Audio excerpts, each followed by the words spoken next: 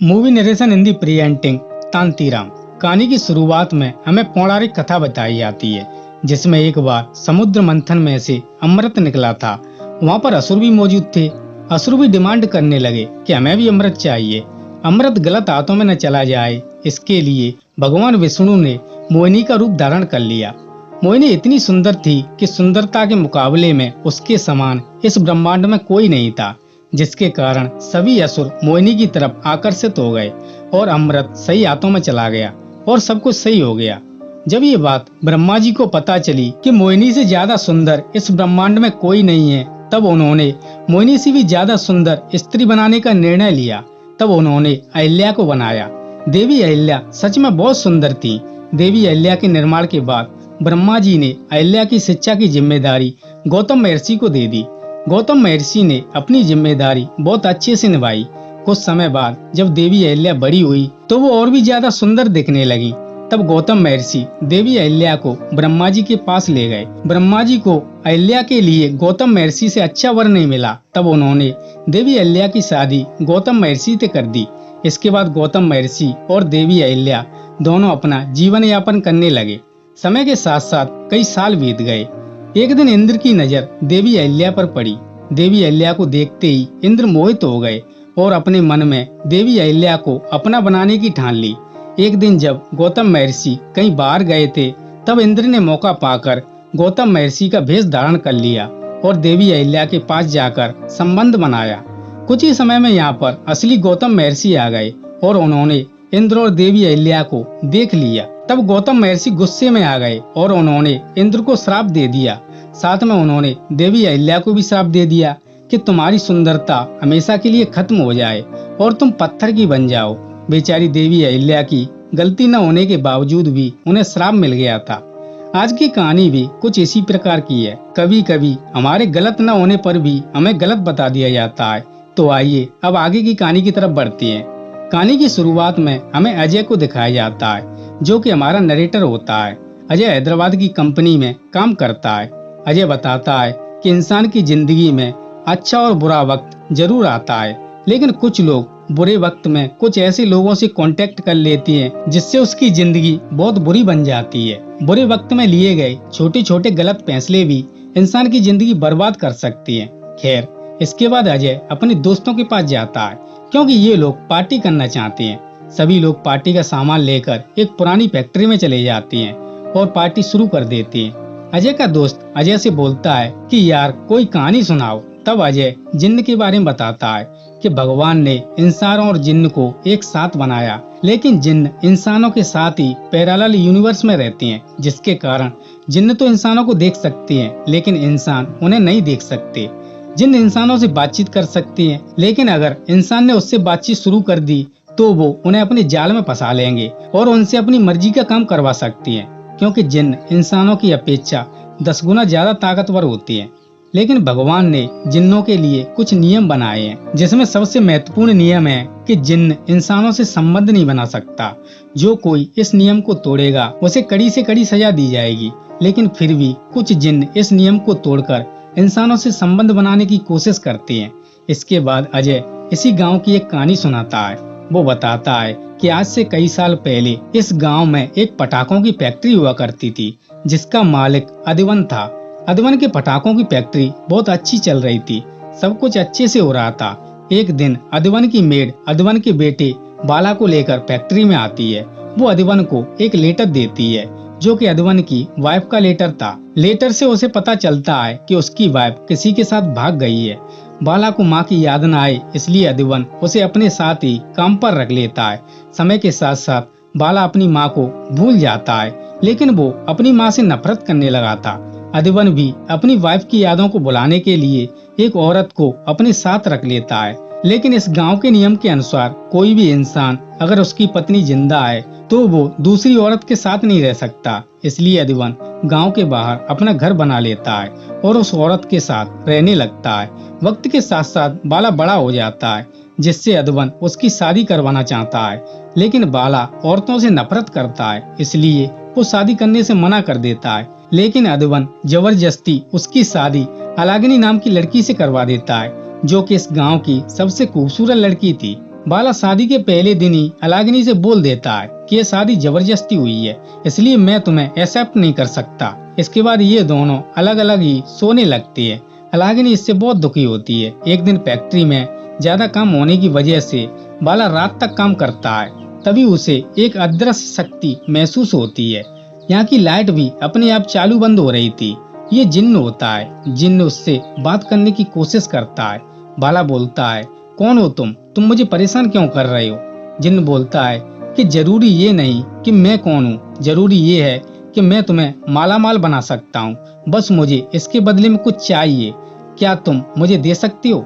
बाला डर जाता है। वो डर कर सीधा अपने पिता के पास जाता है और फैक्ट्री में जो कुछ हुआ वो सब कुछ अपने पिता को बता देता है। अधिवन बोलता है कि ये तुम्हारा भ्रम होगा, ऐसा कुछ नहीं है।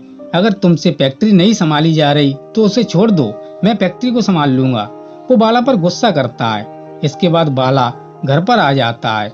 वो आज बहुत चिंतित होता है, इसलिए उसकी पत्नी उसे संभालने की कोशिश करती है, लेकिन बाला उसे अपने से दूर कर देता है और जाकर सो जाता है। बेचारी अलागिनी रोने लगती है। रात को सोते समय बाला को बुरे बुरे सपने आती है। कोई उसकी चादर खींच लेता है। बाला बुरी तरह डर जाता है और जोर से चिल्लाता है। बाला की आवाज को सुनकर अलागिनी भागकर आती है और बाला को संभालती है। बाला उसके गले से लिपट जाता है। तब बाला उसे बताता है कि वो अपनी माँ को बहुत प्यार करता था, लेकिन वो किसी और के साथ भाग गई। तब से मैं औरतों से नफरत करने लगा। अलागिनी उसे समझाती है कि हर औरत एक जैसी नहीं होती। तुम्हारी माँ ने जो किया वो गलत किया।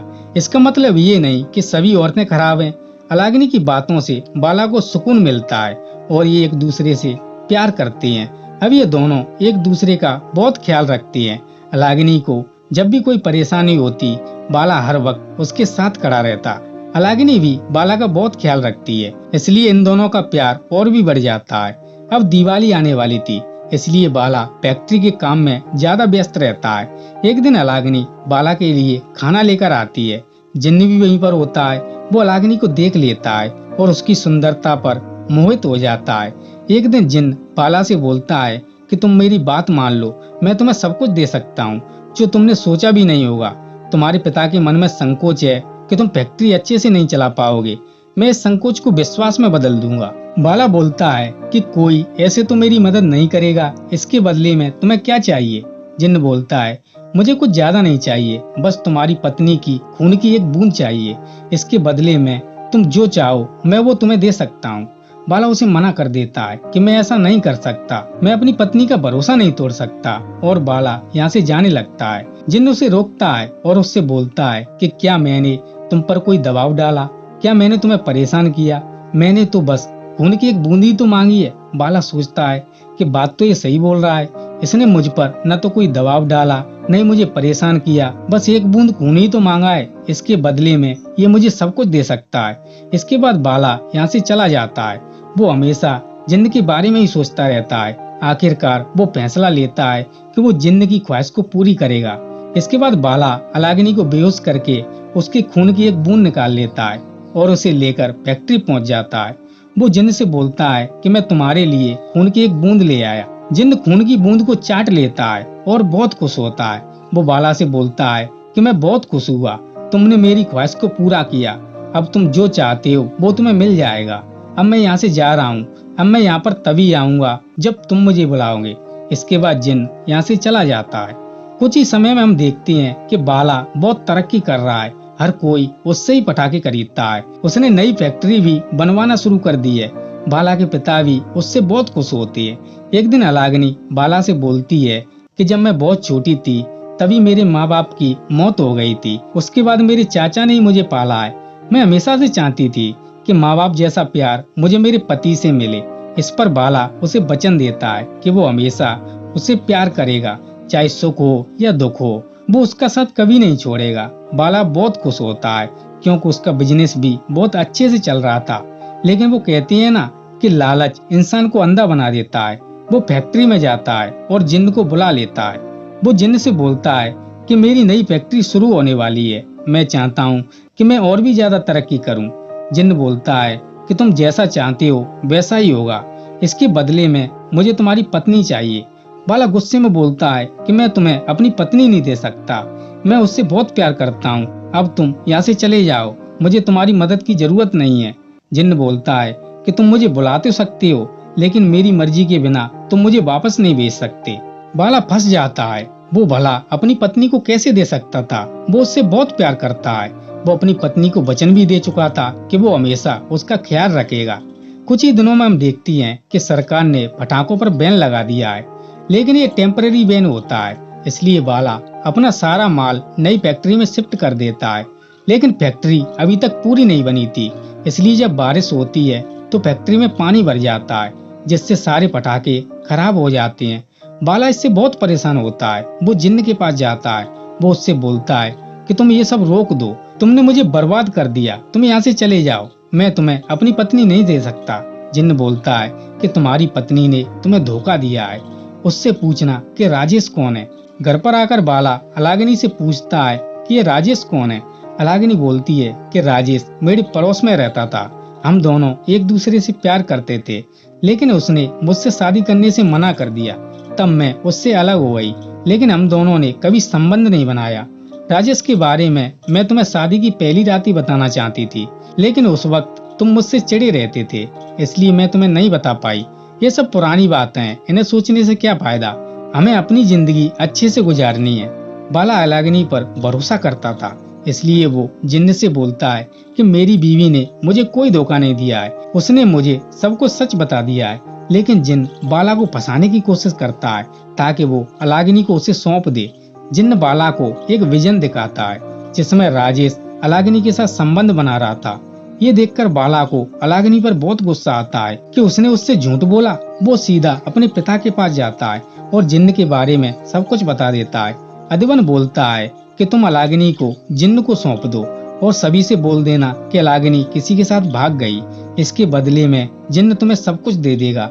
यानी बाला की माँ किसी के साथ भागी नहीं थी। अधिवन ने बिजनेस में तरक्की करने के लिए उसे जिन्न को सौंप दिया था। अधिवन ने बाला के दिमाग में भी औरतों के लिए नफरत भर दी थी, इसलिए वो अलागिनी को जिन्न को देने के लिए तैयार हो जाता है। इसके बाद बाला अलागिनी के पास जाता है। वो अलागिनी से बोलता है कि हमारा बिजनेस घाटे में चल रहा है, मुझे किसी ने बताया है कि अगर हमें बिजनेस में तरक्की करनी है तो हमें पुरानी फैक्ट्री में जाकर दोबारा शादी करनी होगी, इससे सब कुछ पहले जैसा हो जाएगा। अलागिनी बाला पर बहुत भरोसा करती थी, इसलिए वो दोबारा शादी करने के लिए मान जाती है। अगली सुबह दोनों 4 बजे तैयार होकर पुरानी फैक्ट्री की तरफ निकल जाती हैं, लेकिन अलागिनी अपना मंगलसूत्र यहीं पर छोड़ जाती है, जो कि उसे ऐसा नहीं करना चाहिए था। इसके बाद दोनों फैक्ट्री पहुंच जाती है। यहाँ पर बाला बहाना बनाकर यहाँ से चला जाता है। तब तक यहाँ पर जिन्न आ जाता है। जिन्न अलागिनी के चारों तरफ आग का घेरा बना देता है। अगर अलागिनी के पास मंगलसूत्र होता तो जिन्न उसे छू नहीं पाता। तब तक यहाँ पर बाला आ जाता है। बाला अलागिनी से बोलता है कि तुमने मुझे धोखा दिया, तुमने मुझसे झूठ बोला कि तुमने राजेश के साथ कोई संबंध नहीं बनाया, जबकि विजन में मैंने साफ साफ देखा कि तुम राजेश के साथ संबंध बना रही थी। अलागिनी बोलती है कि मैंने राजेश के साथ कोई संबंध नहीं बनाया, तुमने ये नहीं देखा कि वो घर किसका था, मेरे पेट में तुम्हारा बच्चा भी है, तुमने हम दोनों को धोखा दिया है। तब बाला को ध्यान आता है कि उसने विजन में जो घर देखा था वो तो उसका ही घर था, यानी जिन्न ने उसे फंसाया। जिन्न ने बाला को बाला की जगह राजेश का चेहरा दिखाया। इसके बाद बाला अलागिनी को बचाने की कोशिश करता है, लेकिन वो उसे बचा नहीं पाता। इसके बाद जिन्न अलागिनी को लेकर यहाँ से चला जाता है। दोस्तों, कहानी की शुरुआत में जो देवी अहिल्या के साथ हुआ था वही अलागिनी के साथ हुआ था। दोनों ही निर्दोष होने के बावजूद भी उन्हें सजा मिली। अब बाला टूट जाता है, उसे अपने किए पर पछतावा हो रहा था। इसके बाद वो अपने पिता के पास जाता है और उसे मार देता है, क्योंकि उसने ही उसे बचपन से गलत शिक्षा दी थी।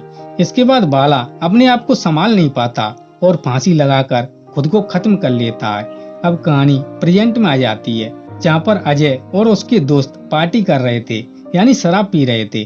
अजय अपने दोस्तों को बताता है कि हम जहाँ पर पार्टी कर रहे हैं ये वही फैक्ट्री है जो बाला की हुआ करती थी। अजय के सभी दोस्त डर जाते हैं। तभी यहाँ पर अलागिनी का भूत आ जाता है। इसी के साथ ये कहानी यहीं पर खत्म हो जाती है। दोस्तों, पूरी वीडियो देखने के बाद भी हमारे मन में कुछ सवाल रह जाते हैं कि जिन्न अधिवन की फैक्ट्री में ही क्यों रहा करता था, वो यहाँ पर कैसे आया, अजय को बाला की स्टोरी कैसे पता थी, वो अपने दोस्तों को इसी फैक्ट्री में लेकर क्यों आया, कहीं उसने भी तो जिन्न से कोई समझौता तो नहीं कर लिया? इन्हीं सारे सवालों के जवाब हमें अगले पार्ट में देखने को मिलेंगे। तब तक आपको हमारी पेशकश कैसी लगी आप हमें कमेंट में जरूर बताएं।